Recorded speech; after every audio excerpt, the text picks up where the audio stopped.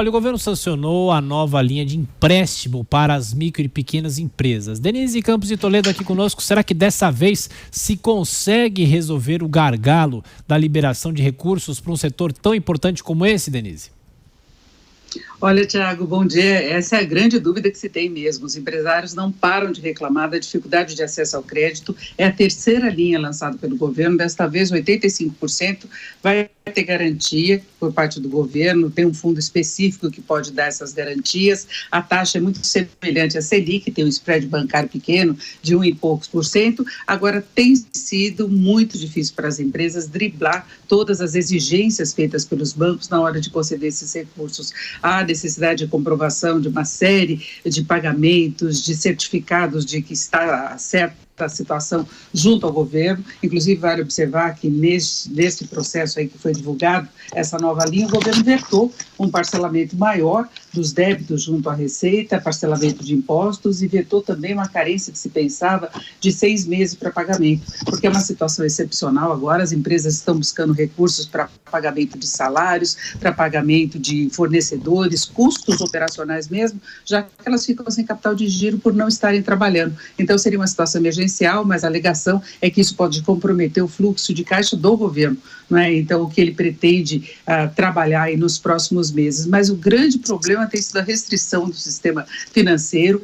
Mesmo que venha essa garantia com o fundo que é administrado pelo Banco do Brasil, até uma certa concorrência de outras linhas que foram lançadas pelo governo, e entre emprestar para uma pequena, que tem menos fôlego financeiro, que pode ter menos capacidade de sobrevivência, talvez a opção acabe recaindo para as empresas maiores, que sempre têm um caixa, reservas, garantias, enfim, normalmente condições maiores. É uma iniciativa importante do governo. A gente tem falado que o diagnóstico está muito correto em relação ao auxílio emergencial para a população, para os autônomos, para aqueles que não têm emprego. Tem uma série de outras linhas, a ampliação do Bolsa Família, essas linhas que estão sendo concedidas para as empresas, só que operacionalmente a situação é muito complicada. A gente vê essas cabeçadas em relação ao auxílio emergencial para a população. A Caixa não tem condição de fazer esse benefício fluir com a rapidez necessária, sem provocar essas filas que nós estamos vendo, sem erros cadastrais. E agora para as empresas é a mesma coisa. Agora é uma questão de sobrevivência das empresas e, consequentemente, de empregos.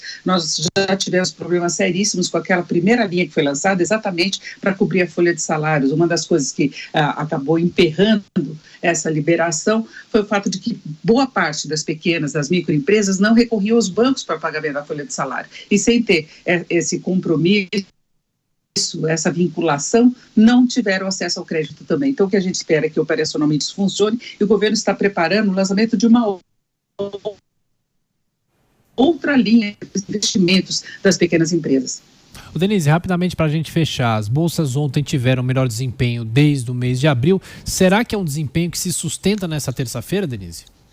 Olha, hoje o clima é de realização de lucros. Há uma preocupação de novo com relação aos embates entre China e Estados Unidos. Estados Unidos fizeram uma série de ameaças, a China está ameaçando com a contrapartida dessas ameaças, principalmente se conseguirem, se os Estados Unidos prosseguirem com algumas retaliações contra a Huawei. Então, há um clima bastante pesado entre essas duas economias.